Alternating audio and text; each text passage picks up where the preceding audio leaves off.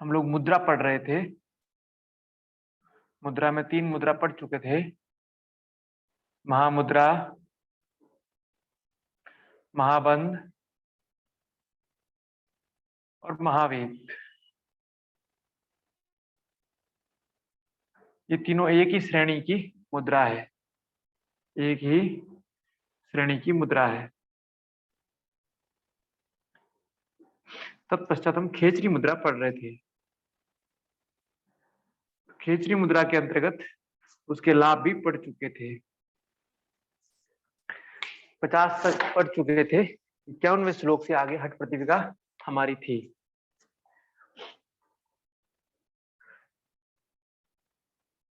यत प्रालयम प्रहित सुशीरम मेरु मूर्धांतस्थम। स्वामी स्वात्माराम जी बोल रहे हैं, मेरुदंड और मस्तक के बीच में जो सोम कलापूर्ण विवर है, छिद्र है, वही नदियों का मुख कहा जाता है, वही नदियों का मुख है। और उसे विद्वान लोग आत्म तत्व बताते हैं। शरीर में स्थित सोममंडल से निकले हुए श्राव का शरण होना ही मनुष्य में मृत्यु का कारण है, और उस श्राव का निरोध करना ही लाभदायक साधन है। उस श्राव का निरोध खेचरी मुद्रा के द्वारा होता है। जो यहाँ से इसके बीच में जो श्राव है, एक छिद्र है, विवर जिसको कहते हैं, इसे व्योमरंध्र भी कहते हैं। तो वहां से एक सोम श्राव निकलता रहता है, जैसा कहते हैं जो ब्रह्मरंध्र से निकलता है, जीवन का उद्गम स्थान। वहां से जो निकलता रहता है, तो खेचरी मुद्रा से जब जीभ से वो लगा देते हैं, वो सोम श्राव नाभि में जो कि जठराग्नि है, वहां जाके नष्ट हो जाता है, वो जीवा में आ जाता है।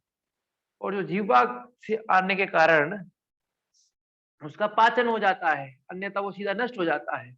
उसका महत्वपूर्ण वर्णन यहाँ किया गया है। तो सोम मंडल जितना सोम श्राव का शरण होगा वही मृत्यु का कारण है, और जितना सोम श्राव रुकेगा, उसका शरण नहीं होगा, तो वो व्यक्ति को जीवन देगा, अमृत देगा।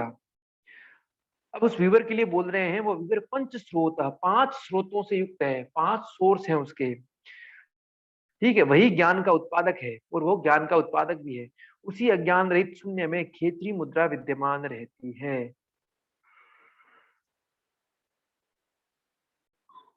सोम श्राव का केंद्र 5 स्रोतों से युक्त है, प्रश्न बन सकता है।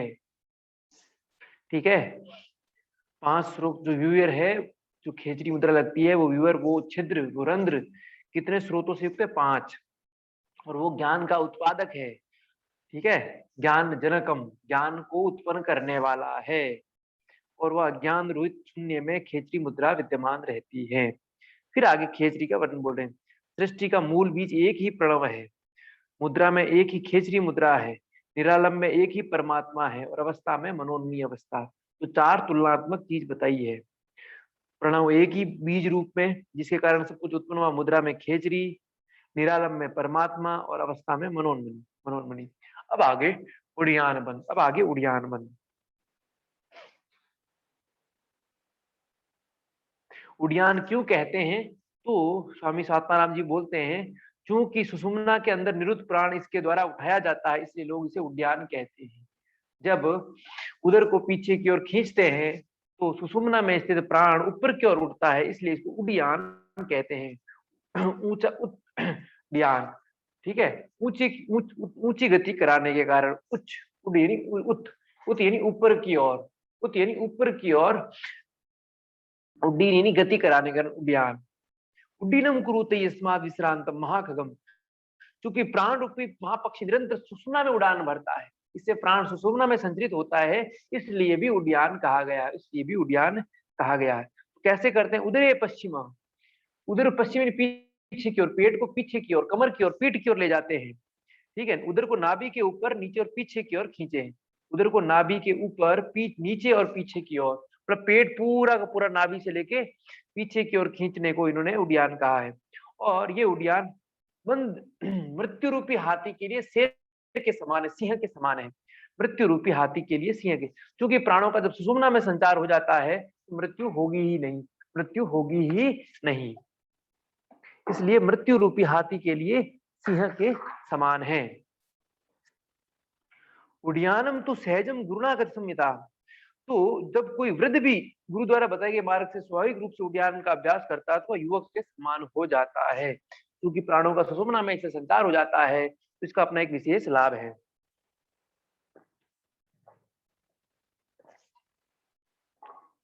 फिर आगे बोल रहे हैं, नाभि के ऊपर और नीचे का भाग, नाभि के ऊपर और नीचे का भाग यत्न पूर्वक पीछे खींचने के अभ्यास करने से साधक 6 महीने में मृत्यु को जीत लेता है। तो कुल मिला के 6 महीने में इसकी सिद्धि प्राप्त हो जाती है उद्यान करने से, निरंतर उद्यान। तो शुरू में 3 बार इस उद्यान का अभ्यास किया जा सकता है, तत्पश्चात धीरे धीरे बढ़ाया जा सकता है। तो यत्न पूर्वक इसका अभ्यास करने से साधक मृत्यु को भी जीत लेता है। और फिर आगे कहा है, सभी बंधों में उद्यानबंध श्रेष्ठ है। उद्यानबंध का अभ्यास दृढ़ हो जाने पर मुक्ति का मार्ग, क्योंकि उद्यानबंध प्राणों को सुषुम्ना में संचरित करता है, सुषुम्ना में संचरित, इसलिए सर्वश्रेष्ठ बंध भी बंधों में सर्वश्रेष्ठ। महाबंध मुद्रा के अंतर्गत है, बंध के अंतर्गत नहीं है। बंध में श्रेष्ठ उद्यान को कहा गया है, ये ध्यान रखना है। महाबंध भिन्न है, त्रिबंध भिन्न है। त्रिबंध के अंतर्गत उद्यानबंध, मूलबंध और जलंधर आते हैं। अब मूलबंध, एड़ी से सीवनी को दबाकर गुदा का आकुंचन करना चाहिए, मल द्वार को बंद कर देना चाहिए, आकुंचन करना चाहिए, कॉन्ट्रैक्ट करना चाहिए। एनएस को कॉन्ट्रैक्ट करने को कहा है। फिर अपान वायु को ऊपर की ओर खींच रखने से मूलबंध होता है, अपान वायु नीचे नहीं जाए, शरण नहीं हो। स्वाभाविक रूप से निम्नगामी नीचे की ओर बहने वाले अपान वायु को एनएस के आकुंचन के द्वारा बलपूर्वक जो ऊपर ले जाते हैं, उसे योगियों ने मूलबंध कहा है। मूलबंध किसे कहा है? अपान वायु को बलपूर्वक ऊपर की ओर ले जाना। जो अपान वायु स्वाभाविक रूप से नीचे की ओर बहता है, उसे ऊपर की ओर उठाना ही मूलबंध कहा है। ईडी से गुदा को दबाकर बारंबार बलपूर्वक मलद्वार का आकुंचन करें, इससे वायु ऊपर की ओर चला जाता है, इससे वायु ऊपर की ओर।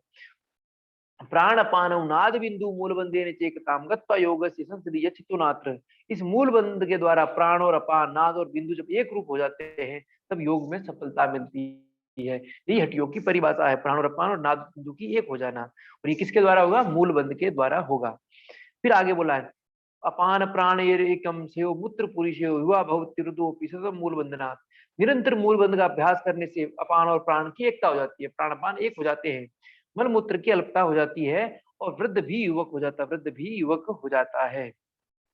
अपान वायु ऊपर की ओर होता है, जब वहनी मंडल में पहुंचता है, उसकी वायु की धक्का अग्नि शिखा बढ़ती है, जठराग्नि बढ़ती है। तो अपान जब ऊपर की वहनी मंडल नाभि में पहुंच जाता है, तो जठराग्नि भी बढ़ती है, जठराग्नि, ये भी इसके लाभ है। उसके साथ और क्या लाभ है? अग्नि और अपान प्राण को उष्ण रूप बना देते हैं, इससे देह अग्नि अत्यंत प्रज्वलित हो जाती है। ये अपान और ये अग्नि दोनों, जठराग्नि दोनों प्राण को क्या करते हैं? उष्ण गर्म बनते हैं, और प्राण के गर्म बनाने से शरीर अग्नि, जीवाग्नि है, वो उष्ण हो जाती है, गर्म हो जाती है, प्रज्वलित हो जाती है, तो देह तेजस्वी हो जाता है, देह तेजस्वी हो जाता है।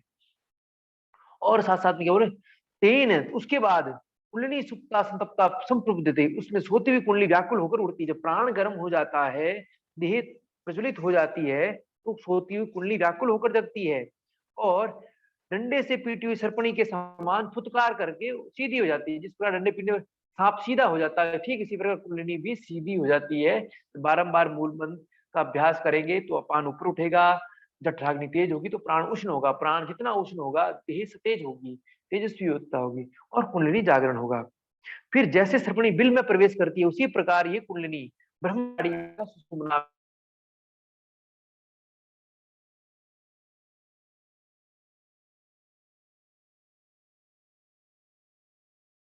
रखना है। तो सुषुम्ना को ब्रह्मनाड़ी मूलबंध के अंतर्गत कहा गया है, इसलिए साधकों को प्रतिदिन मूलबंध का अभ्यास। तो कुंडलिनी ब्रह्मनाड़ी का सुषुम्ना में, तो मूलबंध का निरंतर अभ्यास करने से भी कुंडलिनी जागरण होता है, और कुंडलिनी सुषुम्ना में, और यहीं से षट चक्र भेदन की प्रक्रिया शुरू हो जाती है, शुरू हो जाती है। अब अगला बंध है जालंधर बंध। तो इसमें 4-5 लाभ मूल बंध के स्मरण रखना है। परिभाषा पता है, लेकिन अब लाभ क्या क्या है, ठीक है? तो इसमें प्राण और अपान की एकता, नाद और बिंदु की एकता, 2 लाभ।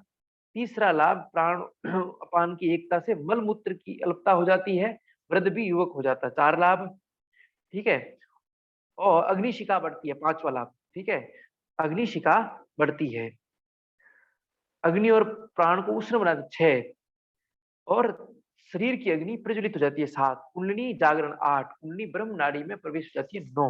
9 लाभ इसके स्मरण रखने हैं। अब जालंधर बंद। अब जालंधर बंद। कंठमां कुंची हृदय स्थापित चुबिकुम दृढ़म। कंठ को संकुचित कर हृदय में चिबुक को दृढ़ता पूर्वक लगाए। ये जालंधर नामक बुढ़ापा और मृत्यु को दूर करता है।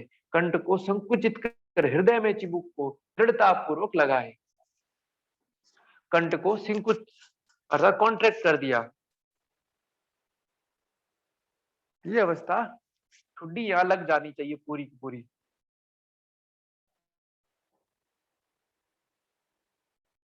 ये अवस्था जालंधर बंद की अवस्था है। इसमें श्वास प्रश्वास दोनों चल सकते हैं। कई जगह श्वास रोकने को बोला है जालंधर बंद में, बाकी श्वास प्रश्वास दोनों लिए जा सकते हैं।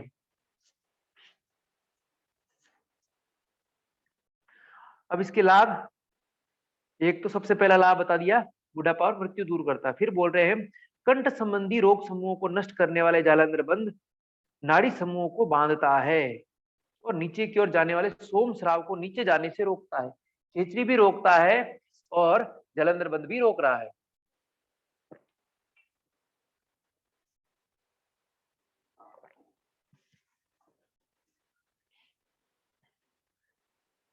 कंठ संकोच की विशेषता वाले जालंधर बंद करने से सोम स्राव जठराग्नि में नहीं गिरता और वायु का वात रोग भी नहीं होता, इससे वायु का प्रकोप नहीं। ठीक है, कंठ संबंधी रोगों को तो नष्ट कर ही रहा है, कफ के वात रोगों को भी नष्ट करता है।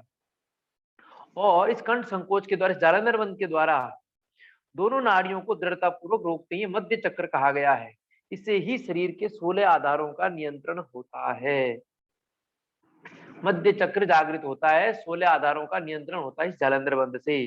कंठ के संकोच करने से दोनों ईड़ा पिंगला क्या होती है, दृढ़ता पूर्वक रुक जाती है। फिर आगे बोल रहे हैं मूल स्थानम समुकुंचे उड्डयनम तुकारी ईडाम च पिंगलाम वाहित पश्चिमी पति। गुदा का अंकुचन अर्थात मूल बंद करना करके उड्डयन करना चाहिए। फिर ईड़ा पिंगला को रोककर पीछे के मार्ग से वायु प्रवाहित करना चाहिए। अर्थात यहाँ त्रिबंध लगाने का वर्णन कहा है। पहले मूल बंद लगा के उड्डयन लगाना चाहिए और उड्डयन के बाद जालंधर बंद के द्वारा, ठीक है, पीछे के मार्ग अर्थात सुषुम्ना में प्राणों को प्रवाहित। तो ये त्रिबंध है। त्रिबंध का वर्णन यहाँ किया गया, उससे पहले नहीं। तो 73 नंबर तीसरे उपदेश के 73 में त्रिबंध का वर्णन है, जो महाबंध नहीं है एक साथ। इस प्रक्रिया से प्राण लय को प्राप्त होते हैं, लय में पहुंच जाते हैं ब्रह्मरंध्र को। तब इससे मृत्यु बुढ़ापा रोग आदि नहीं होते हैं। अब देखो, इसको त्रयबंध कहा है, यहाँ नाम भी लिखा है, बंध त्रयमिदम श्रेष्ठम महासिद्धे सेवितम। सभी हिट क्रियाओं के साधन स्वरूप महासिद्धों द्वारा सेवित ये तीनों बंध योगियों द्वारा उत्तम कहे गए हैं। तो यहाँ ये त्रिबंध साथ में वर्णन 73 और 75 में किया गया है। तो त्रिबंध है, महाबंध नहीं है, महाबंध नहीं है। जो महाबंध है वो त्रिबंधों से भिन्न है, वो एक मुद्रा के अंतर्गत है। अगली मुद्रा विपरीत करनी। सोममंडल से जो दिव्य अमृत स्रावित होता है उन सबको सूर्य खा जाता है, नाभि में, इसी से शरीर में बुढ़ापा आता है। तो खेचरी, जालंधर और विपरीत करनी तीनों के तीनों सोम श्राव से श्रावित संबंधित मुद्राएं हैं, ये स्मरण रखना है।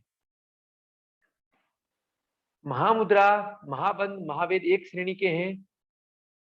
उड्डयन, मूल, जालंधर एक प्रकार के बंध हैं। फिर खेचरी मुद्रा, जालंधर बंध और विपरीत करनी एक प्रकार के रूप में था, सोम श्राव से संबंधित हैं।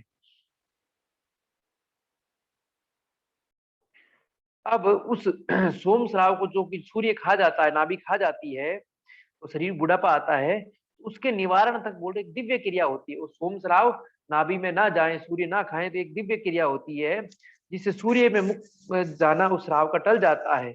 वह क्रिया गुरु के द्वारा जानी जाती है। वह क्रिया कौन सी है? तो नाभि को ऊपर और तालु को नीचे करने से सूर्य मंडल ऊपर और सोम मंडल नीचे हो जाता है। इसे विपरीत करनी कहते हैं, जिसे गुरु से ही सीखना चाहिए। प्रतिदिन इसका अभ्यास का, इस विपरीत करने का लगभग, विपरीत करनी सर्वांगासन के निकट की है। ठीक सर्वांगासन नहीं है लेकिन उसके निकट की है। तो नाभि को ऊपर और तालु को नीचे करने से सूर्यमंडल ऊपर और सौरमंडल नीचे हो जाता है, सही विपरीत करनी कहते हैं। प्रतिदिन इसका अभ्यास करने से जठराग्नि बढ़ती है, पहला लाभ। इसके अभ्यासी को पर्याप्त भोजन करना चाहिए। यदि कम भोजन किया तो उसी समय अग्नि शरीर को जलाने लगती है, अर्थात व्यक्ति कृशकाय होने लगता है, अन्य रोग भी हो सकते हैं।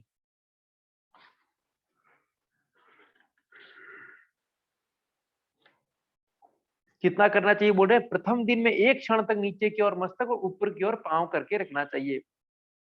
1 क्षण यानी लगभग 2 से 3 मिनट। प्रतिदिन में 1 क्षण तक नीचे की ओर, ठीक है, मस्तक और ऊपर की ओर पांव करके रखना चाहिए। पश्चात प्रतिदिन क्षण से कुछ अधिक बढ़ाते रहने का अभ्यास करना चाहिए। अब इसके लाभ क्या है? इसके अभ्यास से 6 महीने बाद ही झुर्री सफेद बाल दिखाई नहीं पड़ते हैं।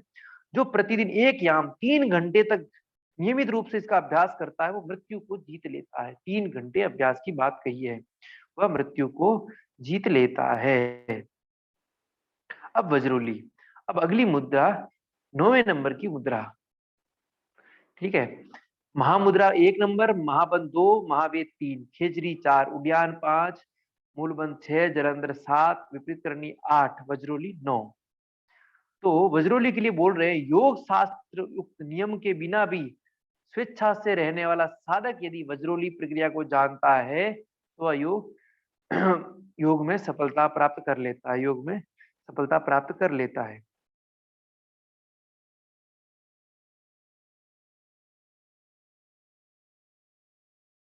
इस योग की प्रक्रिया में जिस किसी के लिए 2 दुर्लभ वस्तु कही जाती है, वह सोममंडल का स्राव, सोममंडल जो मूर्धा से निकलता है, और दूसरा स्वाधीन नाड़ी, जिसको चित्रा नाड़ी भी कहा है, जो सुषुम्ना में रहती है, जो सुषुम्ना में रहती है।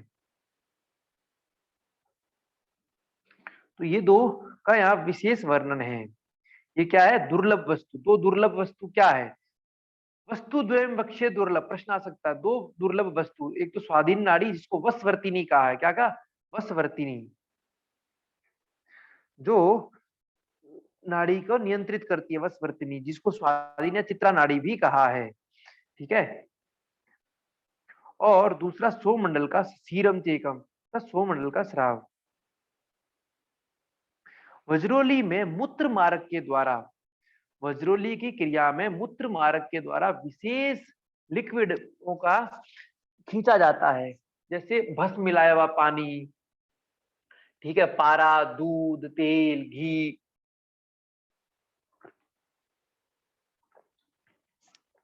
किसी नली के माध्यम से मूत्र मार्ग के द्वारा शरीर के भीतर, जिस प्रकार एनिमा के माध्यम से गुदा मार्ग में हाथों में जल इत्यादि ले जाता है, इसी प्रकार मूत्र मार्ग के द्वारा, नलिका के द्वारा कुछ विशेष पदार्थ द्रव्यों का भीतर खींचना वज्रोली क्रिया कहलाती है। क्या कहलाती है? वज्रोली क्रिया।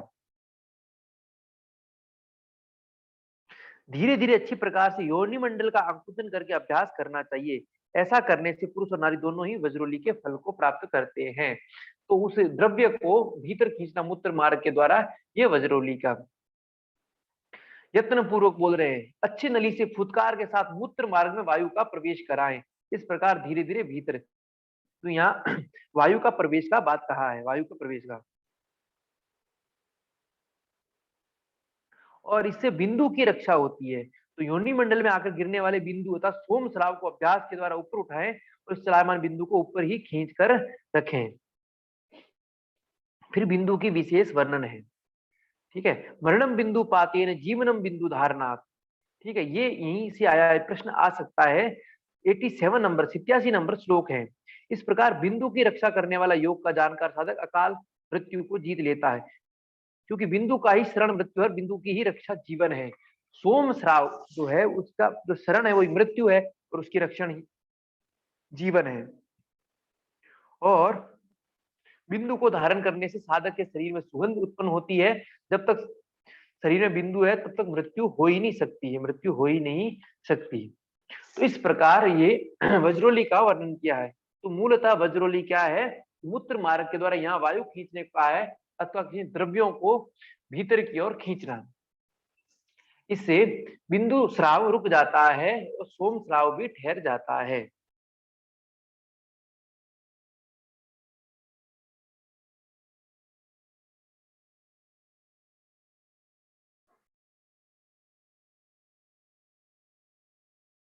अब सहजोली, अब सहजोली, सहजोली और अमरोली दो भेद वज्रोली के ही हैं। ये वज्रोली जो हमने अभी पढ़ा उसके दो भेद है, सहजोली और अमरोली, सहजोली और अमरोली। तो सहजोली क्या है? जिसमें जले हुए गोबर का उत्तम भस्म जल में मिलाकर मूत्र मार्ग के द्वारा उसको भीतर खींचते हैं, तो यह क्रिया सहजोली है। ठीक है, तो सहजोली बात जिसमें जले हुए गोबर का भस्म जल में भस्म मिलाकर मूत्र मार्ग के द्वारा खींचते हैं। ठीक है, अपने अंग में, फिर उसको बोल रहे अपने अंग में लगा दो, उसको अंग में, उस क्रिया से मुक्त होकर सुखपूर्वक कुछ देर तक बैठते हैं। योगियों में सदा श्रद्धेय ये सहजोली कही गई है। ये शुभकारी यौगिक अभ्यास साधकों के लिए निश्चित रूप से मुक्ति की ओर देने वाला है, मुक्ति देने वाला है। यह अभ्यास पुण्यवान धीर तत्वदर्शी द्वेष रहित साधकों को सिद्ध करता है, ईर्ष्यालु को नहीं। तो कुल मिला के जो धीर होते हैं, जो धैर्य रखते हैं, वही लोग सिद्ध कर पाते हैं, क्योंकि इसमें समय लगता है। अब दूसरी अमरोली, वज्रोली का जो अच्छी प्रकार अभ्यास करता है साधक, जब नासिका प्रदेश के श्राव का प्रतिदिन पान करता है, उस प्रक्रिया को अमरोली कहा है। तो अमरोली यहाँ थोड़ी भिन्न हो जाती है वज्रोली से। वज्रोली में सहजोली है, लेकिन अमरोली उसी का भाग है। लेकिन क्या बोला, वज्रोली का अभ्यास करते साधक जब नासिका प्रदेश के, ठीक है, नश्यम कुर्वन दिने दिने प्रदेश के श्राव का प्रतिदिन पान करता है, अर्थात यह सोम श्राव के पान की बात कही गई है। सोम मंडल से निकले हुए श्राव से योनि मंडल के श्राव को मिलाना चाहिए, अर्थात दोनों प्राण और अपान वाली मिलने की बात लगभग है, और वह मिश्रण मस्तक में धारण करना चाहिए। इससे दिव्य दृष्टि प्राप्त होती है, दिव्य दृष्टि प्राप्त होती है।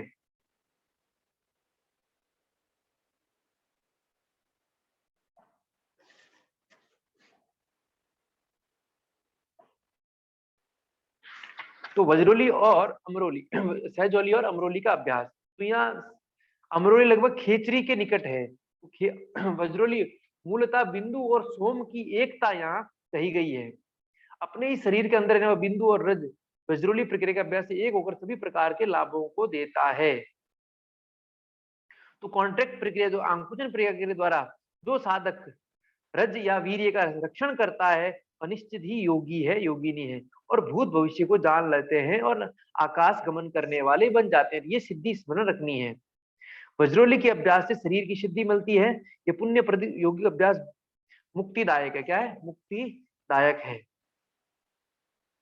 तो कुछ नहीं है, मूत्र मार्ग के द्वारा द्रव्यों को खींचना है, उससे खींचने के साथ साथ खेचरी मुद्रा, अमरोली मुद्रा हो जाएगी। ठीक है, वज्रोली में सहजोली और अमरोली। तो वज्रोली सामान्य वायु खींचने को वज्रोली कहा है, और सहजोली में इन्होंने भस्म मिलाए हुए, गोबर के भस्म मिलाए हुए जल खींचने को कहा गया है। अमरोली के अंदर इन्होंने सोम श्राव, नासिका सोम श्राव को, अर्थात मूलतः प्राण को, और जो बिंदु है उतना कहा गया है। अब अंतिम मुद्रा शक्ति चालिनी, कुटिलांगी कुंडलिनी भुजंगिनी शक्तिश्वरी, कुंडली अरुंधति चेते शब्द पर्यायवाची का, जिस प्रकार सुषुम्ना के पर्यायवाची थे, इसके भी पर्यायवाची स्मरण रखने हैं। कुटिलांगी कुंडलिनी,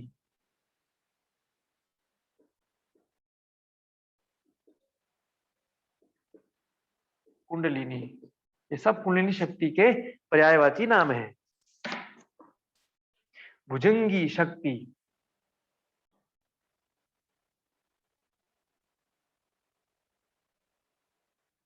शक्ति, ईश्वरी नाम हम पहले ही पढ़ चुके हैं, ईश्वरी।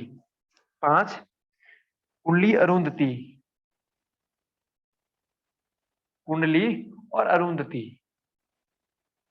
ये 7 पर्यायवाची, इतने ही सुषुम्ना के थे, इतने ही सुषुम्ना के थे। तो ये नाम ब्रह्मनाड़ी, एक और नाम आया था अभी जो हमने पढ़ा सुषुम्ना का। ठीक है, इसमें ये जो पर्यायवाची नाम है स्मरण होने चाहिए।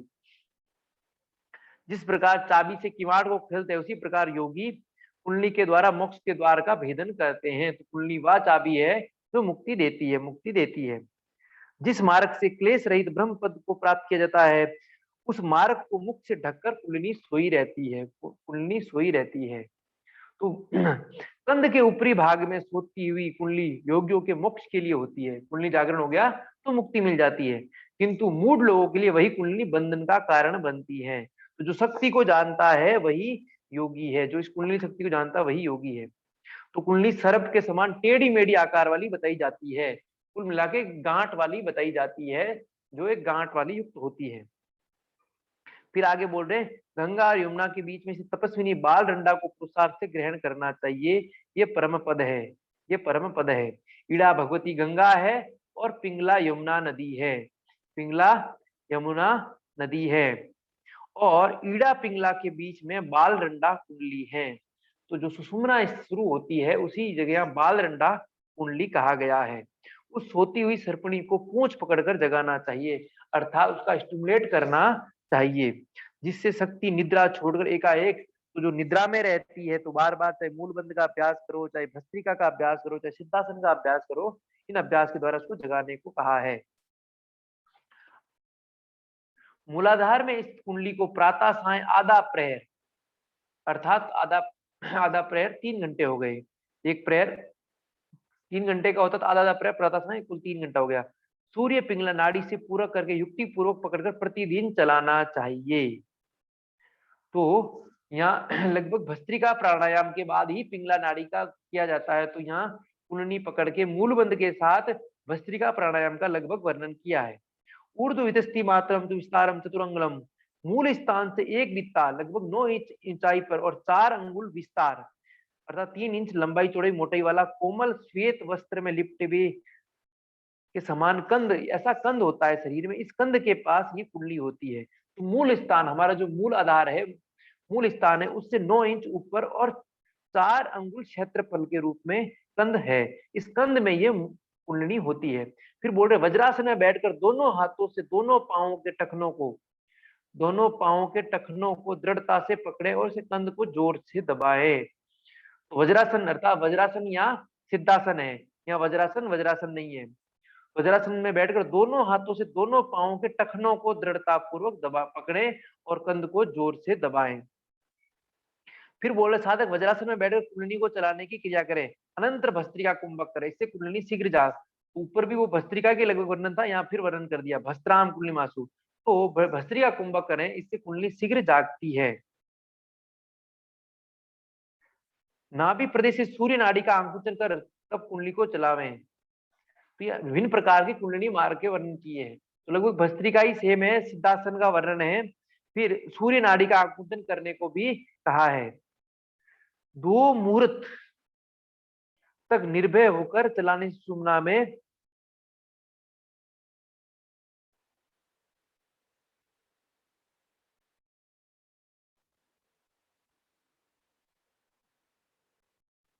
दो मुहूर्त लगभग 96 मिनट तक निर्भय होकर चलाने से वह कुंडली सुषुम्ना में प्रविष्ट हो जाती है, और ऐसे करने से कुंडली उस सुषुम्ना के मुख को निश्चित रूप से छोड़ देती है और प्राण सुषुम्ना के अंदर चला जाता है, सब तरह।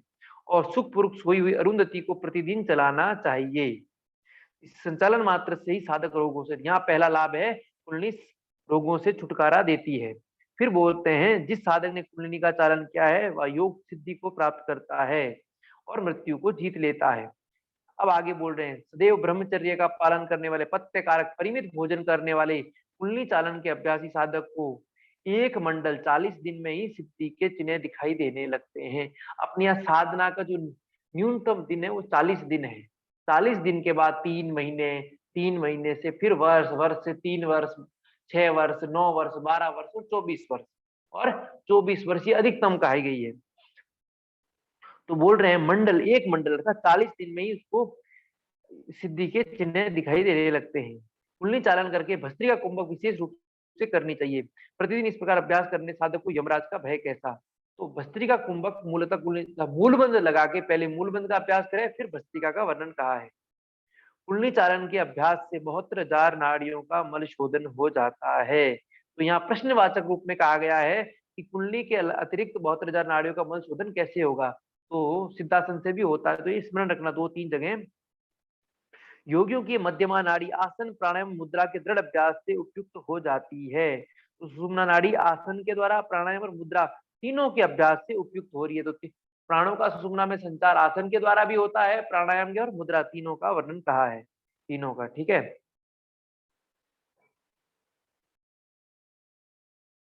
अब थोड़ा महत्वपूर्ण 122वां, जैसे राजा के बिना पृथ्वी, चंद्रमा के बिना रात्रि, राज चिन्ह के बिना मुद्रा, वैसे ही समाधि के बिना आसन, समाधि के बिना कुंभक और समाधि के बिना सांवी आदि मुद्राएं निरर्थक हैं। राजा नहीं हो तो पृथ्वी, चंद्रमा नहीं हो तो रात्रि, राज चिन्ह नहीं हो तो मुद्रा। इसी प्रकार समाधि के बिना आसन, मुद्रा, प्राणायाम का कितना ही अभ्यास करो कोई लाभ नहीं, ऐसा बताना चाह रहे हैं।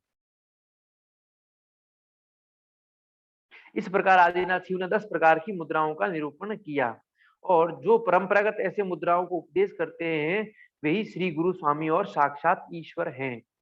उन गुरु वाक्यों पर निर्भर होकर मुद्रा के अभ्यास में एकाग्रचित होकर लगे रहना चाहिए। इस प्रकार अपना मुद्रा वाला आख्यान पूरा हुआ, मुद्रा वाला आख्यान पूरा हुआ। एक बार रिकॉर्डिंग बंद कर दीजिए।